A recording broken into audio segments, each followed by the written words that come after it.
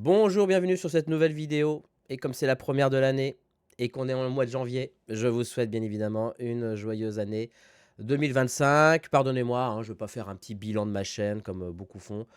Je ne pense pas que ce soit très intéressant en soi. Aujourd'hui, on va parler de la configuration caméra sur le dernier téléfilm que j'ai fait qui est sorti le 25 décembre dernier sur Canal+, qui s'appelle Mortel Raclette, réalisé par François Descraques. Voilà, on regarde ça après ce bon vieux générique.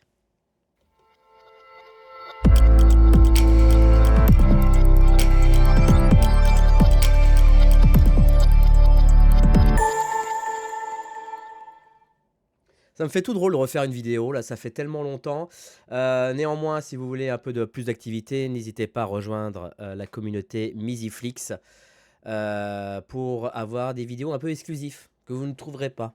Et nulle part d'ailleurs, sur aucune chaîne, sur YouTube. Voilà, en tout cas, aujourd'hui, configuration de la caméra. Donc, Mortel Raclette est un téléfilm qui fait à peu près 1h10, que vous pouvez trouver encore aujourd'hui, enfin, sauf si vous regardez la vidéo dans 10 ans, sur la plateforme Canal+, qui est une petite comédie, film d'horreur décalé, super sympa. Voilà, où ça se passe dans un chalet en Haute-Savoie, et puis il se passe des choses. Voilà, je vous laisse regarder le résumé par vous-même. La caméra, c'est une configuration donc que j'ai choisie, qui est une Alexa 35, donc la dernière arrivée de chez Alexa, avec le zoom Cook Vincent que j'adore. Voilà, donc on va regarder ça ensemble. On va voir un peu, grosso merdo, tous les accessoires qui gravitent autour de cette configuration caméra. On va regarder tout ça. Donc, je vous partage la photo, n'est-ce pas, de la caméra. Donc voici la configuration de la caméra. Je vais vous la montrer sur plusieurs angles, hein, évidemment. Et on va faire le tour de chaque accessoire. D'accord. Donc là, c'est la Alexa 35. C'est la dernière Alexa qui est sortie. Alors pourquoi j'ai pris l'Alexa 35? Parce que j'avais envie d'essayer. Voilà, je ne veux pas commencer à vous dire oui, non, mais il me fallait un grain, une dynamique, une image laiteuse. Non, parce qu'elle venait d'arriver et j'avais envie de la tester. Voilà. Donc je l'ai testée. J'en ai fait mon avis. Alors, bon, vous voulez mon avis? Bon, alors je vous le donne directement. Donc, c'est une très très bonne caméra. Il n'y a pas de souci. Je trouve qu'il lui manque quand même relativement la chose la plus importante qu'on peut manquer sur une caméra, c'est le dual ISO. Et on va en parler justement pas mal de fois sur le dual ISO, notamment dans cette configuration de caméra. Voilà, donc la voici. Donc, on est équipé d'un zoom Cook Vincent. Donc, Vincent comme 20 mm au 100 mm. Donc, c'est un zoom de rapport x5. Voilà, pour l'adapter sur cette caméra, parce que vous savez que le Cook Vincent couvre à la base le 35 mm. Et quand je dis le 35 mm, ce n'est même pas le Super 35. D'accord? Puisque le Super 35 est arrivé bien après. Le Vincent couvre le 35 mm. Or, sur l'Alexa 35, on est sur un capteur qui est bien au-delà du Super 35, surtout quand on le prend en open gate. D'accord. Et d'ailleurs, ce film a été fait sur une couverture open gate, parce que si vous avez vu le film, vous avez pu remarquer qu'il était sur un ratio de 1,66 et non pas 1,78 ou 1,85 ou même 2,39. Non, il est sur un ratio 1,66. J'aurais voulu idéalement partir sur du 4 tiers, mais bon, il fallait trancher un peu la pomme et on est parti avec François sur du 1,66. Voilà. On est sur une DA quand même relativement, on va dire, un peu vintage. Voilà. Donc l'Alexa 35, pour mettre un zoom qui a plus de 50 ans sur une caméra de 2024 ou 2023, je ne sais plus quand est-ce qu'elle est sortie, il faut un adaptateur qui s'appelle ici l'adaptateur, qui est un genre de métabone si vous préférez, mais qui permet donc de pouvoir élargir le champ de couverture. Alors si ça vous intéresse, c'est ce truc-là, qui est un Super 35, enfin un Academy tout Super 35 Open Gate. Donc c'est un peu un extender qui permet donc d'élargir le champ de couverture. Cet accessoire, en termes de piqué, ne vous cassera pas votre piqué. C'est très propre. Voilà, d'autant plus qu'en fait, l'avantage, c'est que c'est pas un PL to PL. Vous voyez? C'est-à-dire qu'en fait, il suffit de dévisser une partie de l'objectif donc la monture PL, et c'est cette nouvelle monture PL, vous voyez, qui va s'adapter directement. Vous voyez ici, on n'a pas une monture PL, on a carrément une visserie. Donc on démonte la monture PL du coupe Vincent, on rajoute cet accessoire et on se retrouve au bout avec une monture PL. Sauf qu'on a élargi le champ de couverture sur de l'open gate. D'accord? Sinon, on aurait du vignettage, c'est-à-dire qu'on aurait des assombrissements assez prononcés sur les côtés. Bien évidemment, eh bien, ça a un coût. Enfin, ça a un coût, évidemment, ça a un coût. Mais c'est surtout que ça vous mange, ça vous prend un demi-diaph. Voilà. Alors, ça pourrait être pire. Il y a des extendeurs qui prennent beaucoup plus, genre un diaph, quand il suffit, par exemple, de transformer, par exemple, un optique Super 35 en full frame. Là, pour le coup, pour le champ de couverture ça élargissait, ça prenait que un demi-diaph. D'accord? Mais on est quand même sur un optique qui ouvre à 3,1. On n'est même pas sur du 2,8. On est sur du 3,1, donc vous faites 3,1 plus un demi-diaph. Vous êtes sur, on va dire, sur du 2,8, 2 tiers de diaph, quoi. D'accord? Donc voilà, donc ça, forcément, eh bien, il ne faut pas oublier cet adaptateur. Sinon, eh bien, cette config ne va marcher que sur les longues focales. Toutes les courtes focales vont être obligées de vignetter. Et bien évidemment, on part rarement avec uniquement un zoom, on part aussi avec des focales fixes. Et les focales fixes qui ont été choisies sur ce film, c'est les fameux Canon FD 435 Lite, qui sont, en fait, si vous voulez, qu'on a utilisé relativement peu. Enfin, on a surtout utilisé le 14 mm. Voilà, le 14 mm qui ouvre à 2,9 a été très utilisé. Parce qu'il y a beaucoup de plans en courte focale, hein, donc ça a été directement le 14. Après, on est passé directement sur le Cook Vincent. Bien évidemment, lorsqu'on est dans des configs relativement, dans des décors très étroits ou autres, eh bien, on est passé sur les focales fixes. Mais à 90%, si ce n'est pas 95%, ce film est fait au Cook Vincent. Voilà. Et lorsque ce n'était pas le Cook Vincent, c'était surtout le 14 mm qui était là et qui ouvre à 2,9, donc relativement près en termes d'ouverture de celui du Cook Vincent. Donc pour faire les plans très larges. Voilà. Ça, c'est pour la partie caméra optique. Là, on a bien évidemment le Color False que moi, personnellement, je n'utilise pas. En termes d'exposition logarithmique, je n'utilise jamais le Color False. Voilà, on avait une config EasyRig. Donc la config EasyRig me permet relativement de faire avec une configuration qui est quand même assez lourde, hein, puisque la caméra faisait pas loin de à peu près 18 kg, je crois. Donc pour tous les parties à l'épaule, c'est fait bien évidemment à l'aide de l'EasyRig. Sinon, autrement dit, j'ai beau avoir des bras très musclés, ça ne passe pas, d'accord, en termes de poids. Voilà, ça c'est toute la partie configuration des boutons assignés, parce que je vous rappelle que comme souvent la caméra, les boutons sont assignables. Donc gros avantage, ce sont les ND internes. Cela dit, avantage, oui, mais non, puisque les ND sont relativement espacés. Hein, on n'a pas la succession de ND ne se fait pas de 0,3 en 0,3, autrement dit de 1 diaph en 1 diaph. Ça, pour ce cas-là, il faut aller voir la Venise 2.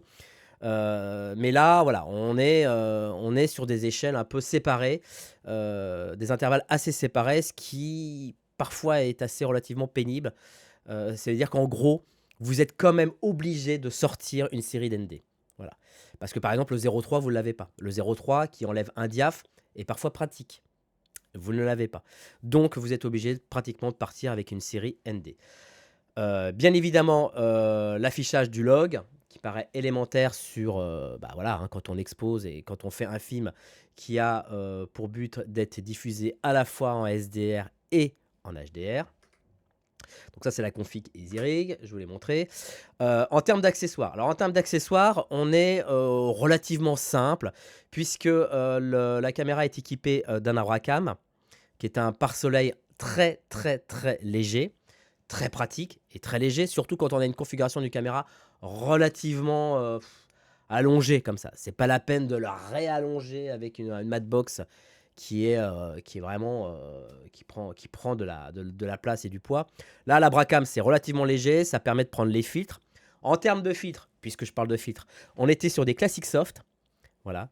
Non, pas du tout. Qu'est-ce que je raconte? Mais pas du tout des Classic Soft. On était sur des Glimmer. Voilà. Et d'ailleurs, j'ai un petit penchant, j'ai un petit faible pour les glimmers. Pendant des années, j'ai utilisé des classiques soft. Là, je vous avoue que les glimmers sont, pour moi, assez séduisants. Mais alors une chose, c'est que les glimmers, ce sont les miens, parce que ceux que je trouve chez les loueurs ne sont pas, alors je ne sais pas où je les ai procurés les miens, ça fait, peut-être 10 ans que je les ai, je ne sais plus où je les ai eus, mais je n'arrive pas à trouver, enfin ceux que je prends chez les loueurs n'ont pas la même diffusion par rapport aux miens. Donc je me trimballe toujours mes glimmers, que j'aurais peut-être surnommé les Misi Glim. Voilà, donc j'ai utilisé qu'un glimmer, et d'ailleurs les glimmers, j'y vais pas avec le dos de la cuillère, hein. On y va à coup de filtre 3, 4, voire même 5, voire même 4 plus 5. Voilà, si vous regardez le tout premier plan, le premier plan, la première plan de la comédienne, qui commence dans la première image du film, c'est un glimmer 4 plus 5. C'est-à-dire qu'il y a deux glimmers, un de 4, un de 5. Ça fait un glimmer 9. C'est du jamais vu, personne ne fait ça, hein. Voilà, on a un petit moniteur très pratique. Je ne sais pas si on va le mieux voir. Bon, qu'on voit ici, qui est un Small HD. Alors, ça nous fait gagner du temps et de la place. C'est-à-dire que c'est un moniteur. Attends, j'essaie de le montrer. Voilà, on le voit bien ici. C'est un moniteur qui fait à la fois office de moniteur, mais aussi à la fois office de Teradek. C'est-à-dire qu'il envoie en même temps, il est aussi émetteur. Donc ça évite d'avoir, bien évidemment, des accessoires en voiture, en voilà, et que votre caméra ressemble à un arbre de Noël. Donc on a un moniteur, et ce moniteur fait aussi office de Teradek, c'est-à-dire qu'il fait office de liaison vidéo HF et qui permet de distribuer la vidéo sur plusieurs moniteurs. Alors en termes de moniteurs, on en avait à ma connaissance 3, 4, voilà, 4 moniteurs. Donc on avait un grand qui faisait un 24 pouces, celui-ci que vous voyez sur la caméra, qui me permettait à la fois d'afficher le signal vidéo via le log, donc le signal vidéo logarithmique via un oscilloscope, et puis qui servait éventuellement d'un retour vidéo. Mais je vous avoue, ce qui est très bien dans l'Alexa, contrairement par exemple à la Venise 2, c'est qu'on a un petit LCD commutable très rapidement, quoi. Voilà. En plus du viseur, hein, c'est-à-dire que ce petit LCD peut se commuter rapidement tout en gardant l'aspect viseur, quoi. Voilà, ça c'est vraiment un avantage énorme chez Harry. Ensuite, on avait un moniteur pour la première assistante caméra qui a besoin pour pointer, et un moniteur portable, évidemment en HF, pour François, le réalisateur, qui bien souvent, à 80%, préfère avoir un moniteur portable et pouvoir se balader dans le décor pour faire la mise en scène. Voilà. Et j'en ai oublié un autre. Peut-être qu'il y en a 4 ou 5, je ne sais plus combien j'ai fait. Ah oui, un petit dernier qui est un Pix E5, le petit Pix E5 qui a la possibilité donc aussi d'enregistrer des images via une clé USB de 240 Go derrière, qui permet un peu d'enregistrer des images, alors non pas pour créer des proxys ou autres, mais qui permet pour la script de pouvoir avoir une relecture indépendante de la caméra. Et ça, franchement, c'est pas négligeable, parce que bien évidemment, les rushs que vous faites ont un temps de vie, enfin un temps sur la caméra assez limité, parce que on fait des backups, il y a un genre de turnover des cartes. Donc, si vous voulez revoir par exemple les rushs de ce matin alors qu'on est l'après-midi, c'est possible que ce soit déjà parti au backup, hein. Ou si vous voulez revoir les images d'il y a 2 jours ou d'hier, vous ne les avez plus sur la caméra, ça c'est sûr. Donc le fait d'enregistrer sur un Pix 5 permet réellement une certaine ergonomie de travail intéressante, et qui permet en plus de pouvoir relire les plans sans forcément demander à l'assistant caméra de, bien évidemment, de relire les plans. Voilà. Et puis relire les plans sur un support natif, moi ça me fait toujours peur. Voilà, j'aime pas trop. Donc voilà, le petit Pix 5 est très très pratique là-dessus. Et bien évidemment, il est branché en série avec le moniteur 24 pouces qui permet de le relire non pas sur le Pix E5, qui est un Pix en fait en 5 pouces, mais sur un grand écran. Voilà. On a une configuration, on a une tête. Alors en tête, on était relativement classique, hein, des têtes O'Connor. Sauf parfois ici, vous voyez, il y a une tête qui permet de faire une rotation carrément 360 degrés, donc de faire tourner la caméra. Donc pour ceux qui ont vu le film, eh bien, vous avez un peu le behind the scene de comment on a récupéré, comment on a tourné. Alors, ce n'est pas du motion control. Vous voyez qu'il y a derrière, il y a Vincent, mon machino, qui tourne lui-même la caméra. Mais voilà, c'est vraiment, donc il faut vraiment y aller régulièrement. Ce n'est pas piloté via un motion control, c'est fait à la main. Donc voilà, c'est tout ce qui permet donc de pouvoir faire des rotations de 360 degrés de la caméra. Donc vous voyez que c'est une tête voilà, qui tourne sur un axe précis et qui permet d'ailleurs, même avec sa configuration et son poids, de pouvoir le faire avec le zoom Cook Vincent. Voilà, qui est une config quand même relativement lourde. D'ailleurs, sur ce Cook Vincent, vous pouvez voir deux moteurs hein, qu'on voit ici, là, les deux moteurs, puisque dans cette config-là, il y avait bien évidemment le pilotage du focus, mais le pilotage du zoom, puisque bien évidemment, le zoom était utilisé dans le visuel, un peu dans la DA, parce qu'on est un peu dans une DA un peu années 70. Donc, on a des coups de zoom qui se font et donc ils se font directement via le pilotage par un moteur. Et tout ça est piloté par un petit accessoire qui se trouve sur les poignées bleues que je ne supporte pas. Je déteste les poignées bleues. Je trouve que c'est... alors, c'était très bien pendant très longtemps, c'était très bien, c'était parfait. Donc, les poignées bleues, c'est ce qui vous permet de vous fixer sur les tiges de 19 et d'avoir bah, des poignées, hein, tout simplement. Mais les poignées bleues, pour moi, sont un peu has-been et que, voilà, le mieux, c'est les poignées. Alors, je me rappelle plus de la marque, là, j'ai un trou. Enfin, on a fait des poignées 100 fois mieux. Vous savez, celle où on appuie, là. Enfin, dites-moi dans l'espace commentaire, parce que j'ai un trou, c'est celui où on appuie, on peut, hop, hop, faire tourner le manche dans tous les sens, simplement en appuyant sur un bouton. Là, vous êtes obligé de dévisser une vis papillon, c'est pénible, et puis c'est moins, je les trouve moins solide. Enfin, il y a plus solide que ça. Voilà.